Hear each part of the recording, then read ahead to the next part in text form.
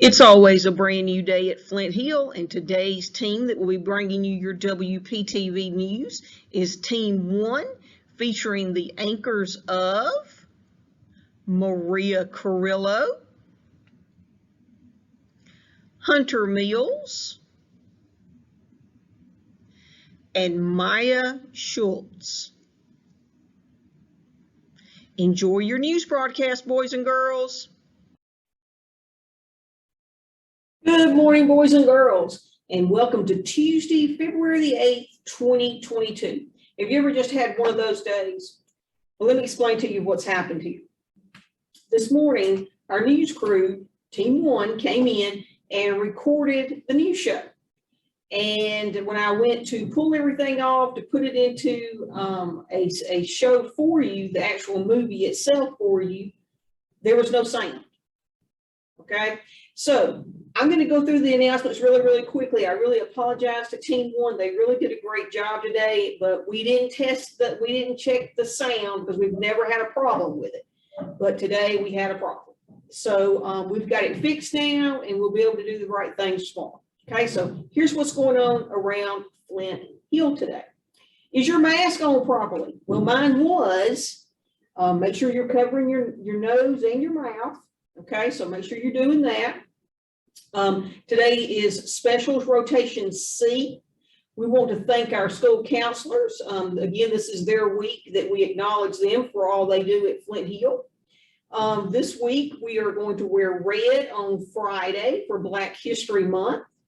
Today is National Kite Flying Day. So if you've never flown a kite before, maybe you want to check our book out on campus. School will be out for midwinter break on February the 18th and the 21st. We want to remind everyone to be aware of the 3 W's. Wash your hands, wear your mask, and watch your distance. Always remember how, boys and girls. That's really important here at Flint Hill. And now we're going to go to our weather. And if you're wondering why I don't have a background, it's because just to add to how my day has been today, I have on this light blue, and when I go onto the green screen, I am invisible. So to make this work, this is how I had to do it. Good morning again, and now we're going to go to our weather. The high today will be 53 degrees with a low of 31 degrees. Looks like it's going to be mostly sunny, so enjoy that. And now we're going to move on to our lunch menu. Today's lunch menu will be chicken nuggets, whole grain roll, PBJ sandwich with a cheese stick, mashed potatoes, lima beans, glazed carrots, orange wedges, and your choice of milk. And now I know you look forward to Mr. Guest doing our Black History Person of the Day, but it's going to have to be me now because of our problem. Now, I want to just explain to you that I have asked your teachers to take down the calendar for Black History Month off their campus page, because we had one on there that it said a little ugly word, and some of our students were offended by that. So we took it down. I did not know that it was in there at the time. I missed it, but we're going to still do some of these on our show every morning, and you'll still get to see them all anyway. So our Black History person for today is going to be Harriet Tubman. Harriet Tubman was an American abolitionist and political activist. She was born into slavery. Tubman escaped and made some 13 missions to rescue approximately 70 enslaved people, including family, friends, and used a network of the anti-slavery activists and safe houses known as the Underground Railroad. And I know 5th grade knows about this part of history. During the American Civil War, she served as an armed scout and a spy for the Union Army. In her later years, Tubman was an activist in the movement for women's suffrage. So be sure to take note of that, boys and girls. And if you want to learn more, there's a read aloud book. And her famous quote is, "Every great dream begins with a dreamer." And I believe that too. So boys and girls, I know this might have been a little rushed, and I'm sorry, I didn't mean to really rush through it as fast as I probably did. Tomorrow, I promise your news team will be back on and have your news for you. Have a great day, boys and girls.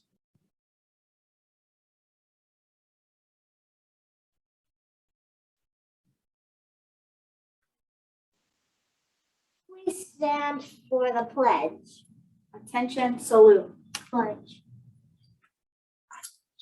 I pledge allegiance to the flag of the United States of America and to the republic for which it stands, one nation, under God, indivisible, with liberty and justice for all.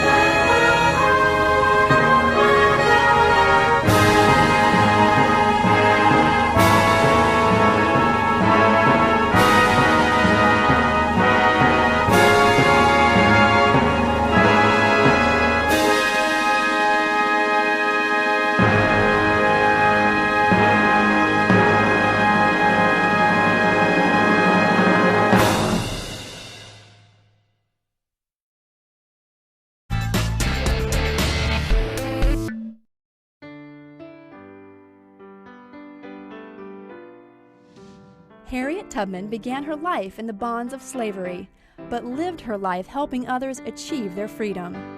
She really helped Black people have a sense of self, a sense of freedom, and a sense that, you know, slavery was not right.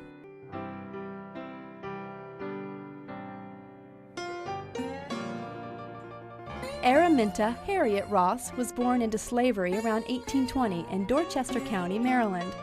As a child, she was loaned out to different plantations. By the time she turned 12, she was working in the fields. When she was a young teen, she suffered a severe injury which would affect her for the rest of her life. A slave owner threw a metal weight at another slave and accidentally hit her in the head.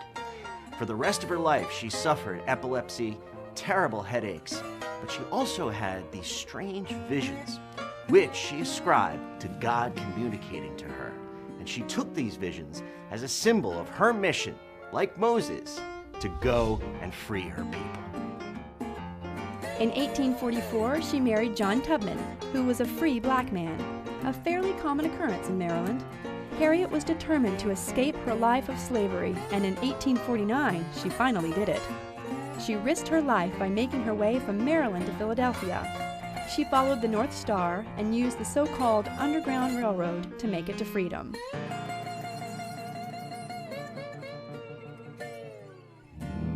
Lord, I'm a pilgrim.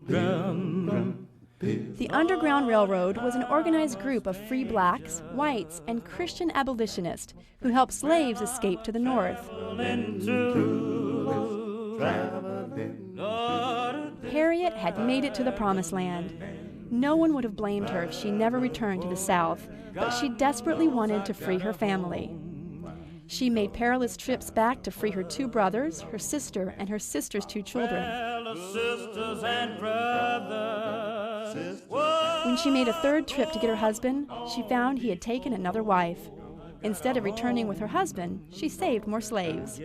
Not only did she escape slavery and achieve freedom for herself, but she went back down into the South to bring freedom to dozens of other slaves. Oh, the sight of man. Harriet was clever as she was brave, figuring out countless tricks to bring many slaves to freedom over the next several years.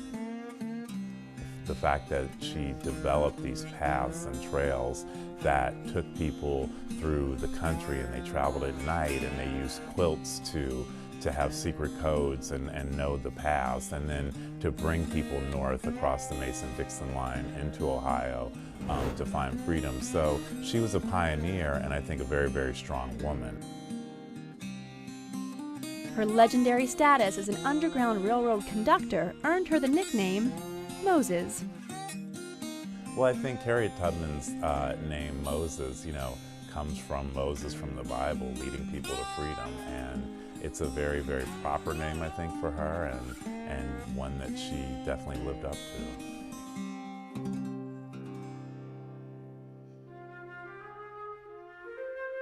In 1850, things became more dangerous for Harriet when the Fugitive Slave Act was passed. Instead of being a free woman, she was now a fugitive. She continued to free slaves, but now guiding them to Canada so they could truly be free. From 1851 to 1857, Harriet lived mostly north of the border in St. Catharines, Canada. She continued to make trips to Maryland twice a year to save more slaves. Besides her work as a liberator of slaves, Harriet spoke in support of anti-slavery and women's rights. Her efforts made her a wanted woman with a bounty on her head, but she was never turned in. She aided abolitionist John Brown with his plans for the raid on Harper's Ferry. During the Civil War, the government asked her to help the Union cause by organizing a network of spies among black men in the South. Not only was she known as the Great Liberator, but she also assisted the Union Army, going down on patrols and advising Union officers on how best to attack the South. Out in the trenches, she also helped Colonel James Montgomery disrupt Southern supply lines, which resulted in the freedom of hundreds of slaves. After the war, Harriet dedicated herself to establishing schools for freed men in South Carolina. Even though she couldn't read or write, she understood the value of education. In her later years, Tubman worked with her friend Susan B. Anthony to support the cause of women's suffrage. Harriet Tubman is relevant today, not only for her work in terms of racial justice, but also in terms of women's rights. After the Civil War, she became an outspoken supporter for the suffrage movement to get women the right to vote. To help make ends meet and continue to help the causes she believed in, she worked on a book called Scenes in the Life of Harriet Tubman. In 1908, she established a home for older poor African Americans in Auburn, New York, which she moved into in 1911. She lived there till her death in 1913 from pneumonia. She was buried with full military honors. I was young.